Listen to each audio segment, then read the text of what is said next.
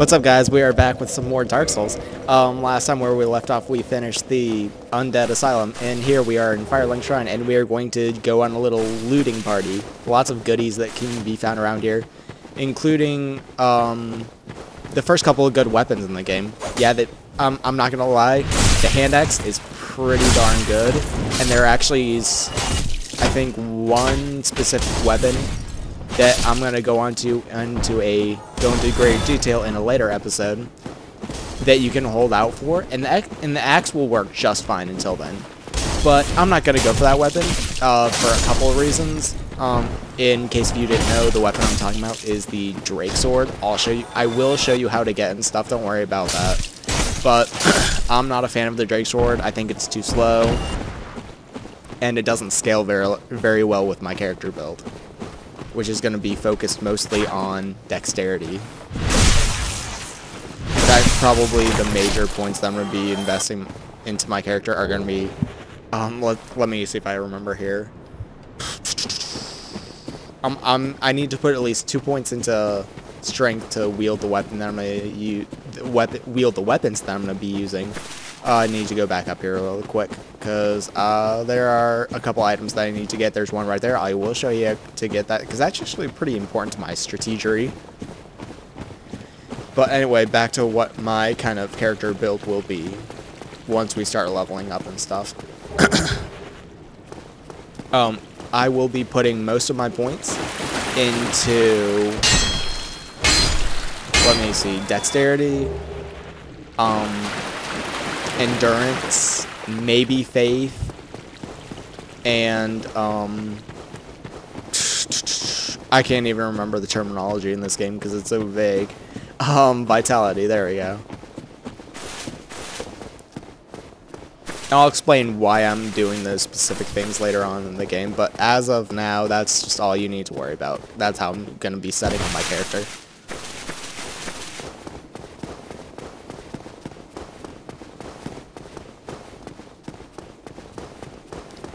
Right away, some fire bombs. A lot of the stuff you don't absolutely need, but I'm getting it just, you know, as an insurance policy, because in this game, things can go very wrong very, very quickly. So it's worth having a backup plan, or, you know, 2 or 3 backup plans. Talk to this guy, keep on talking to him. He'll, actually, you know, what the heck, might as well sooner rather than later. Yes, just keep on talking to him, and then just keep on saying yes. And he will allow you to buy miracles, which I don't even know if we're going to use them yet, but we can learn a gesture, which, if gestures are important to you, there's the first one that you can get. Alright, so up here, you want to go up these stairs. Soul of the Lost Undead. Those are important. We definitely want those, because they're going to help us level up the game. Alright, so I guess you could call this the first secret. All you need to do is see this little window thing, just jump down and boom. And in here are 4 treasure chests. First one, I don't know if this is it. A lot of this stuff is, I think only 2 of these treasure chests are kind of important. Morningstar Talisman. Okay, so we have the first weapon in the game, the Morningstar. It's not that great, to be honest. I'd just say pass on it, because granted it does some damage, it does better damage, I should say, and it causes a bleed effect. It's slow and its range sucks, so I'd say hold out for, do what I did, just keep on throwing fireballs at them.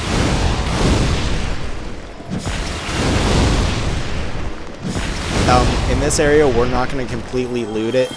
There are 2 Souls of Lost Undeads that we are going to pick up. This one, and then there is one back behind the staircase, accompanied by 2 more skeletons. As far as this game goes, you will learn to hate skeletons, just trust me. They're annoying, they're fast, and they will sometimes come back to life. Granted, later on in the game, we figure out why, and we take care of that issue.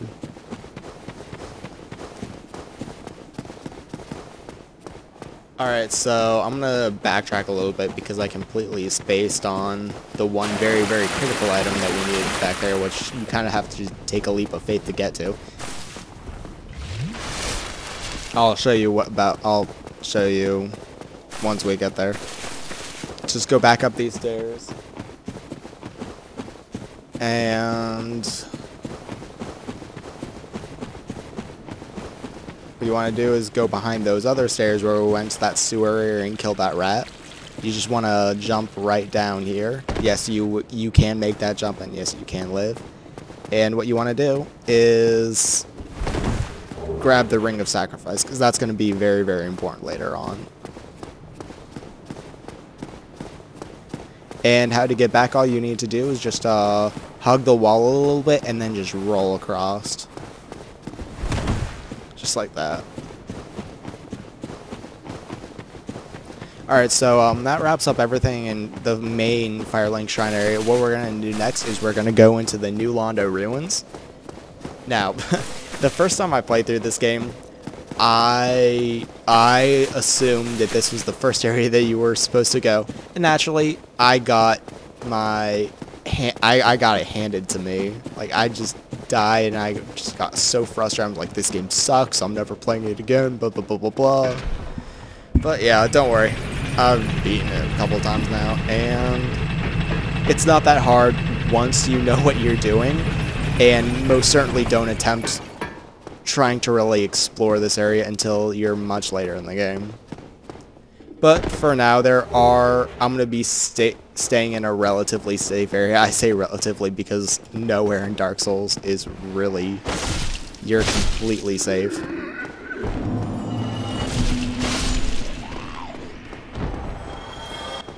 This guy, or, you know, I can't throw fireballs at him. The way magic works is, generally speaking, you can use it a finite number of times, and then you have to recharge at a thingamajiggly bonfire. Alright, so this is the first blacksmith in the game. We're not even going to bother with him. But if you need your armor or weapons repaired early on in the game, he's the guy to go to. Oh geez, oh yeah, see, that was one attack and there goes half my health. And these are very, very weak enemies too, I should say.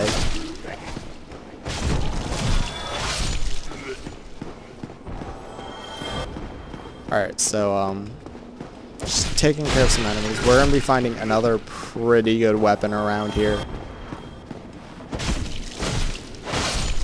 Boom, S-Stock. That's a very good weapon. It will be we'll actually be using this weapon for the very first chunk of not even the first chunk of the game, but kind of a little bit. I'd say hold out for S-Stock is the first weapon that you could, you know, if you want to replace the hand axe, I'd say S-Stock is definitely a viable replacement. It has pretty good bonuses, not the best, but still pretty good.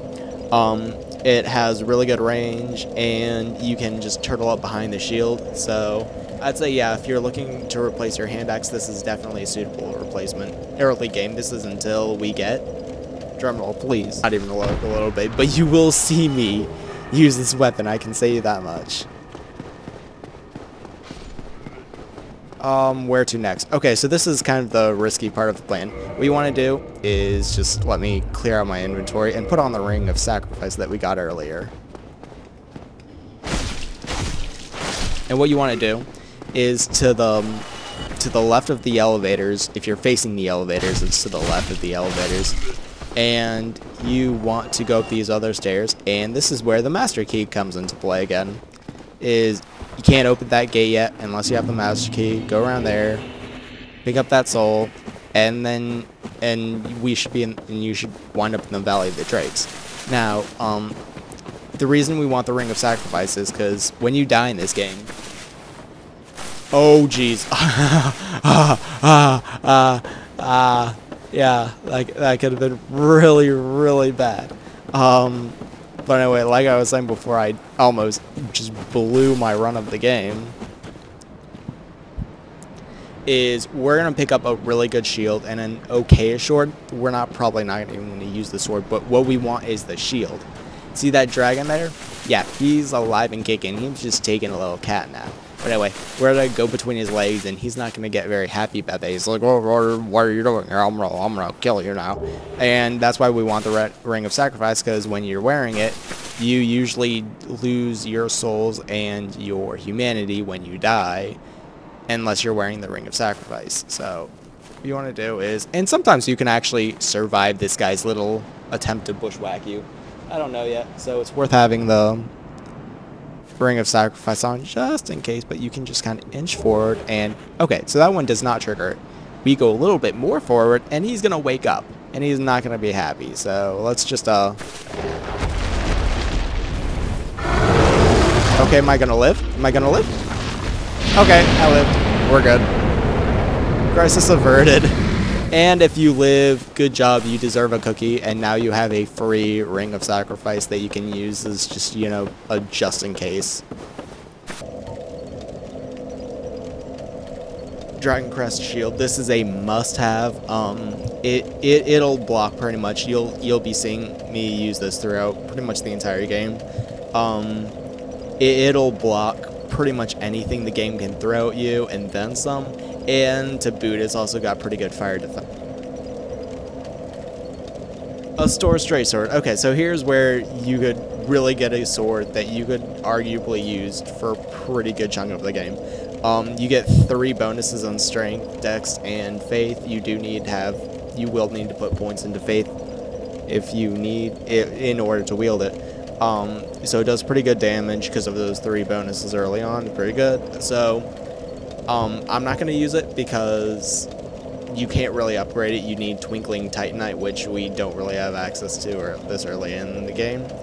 And you can't use any buffs on it, so you can't like add lightning or stuff or anything like that to make it stronger, which we will definitely be using earlier on in the game when we're weaker. Alright, so let's talk about how to survive killing that dragon. What you need to do is, like, the second before it actually, like, when it wakes up, it'll, like, swipe one of its claws at you. When it's about to hit you, you want to roll and dodge. And if you live, great. If you don't, oh well. Alright, so the first thing you want to do is get your dexterity up to 12 so we can use S-Stock.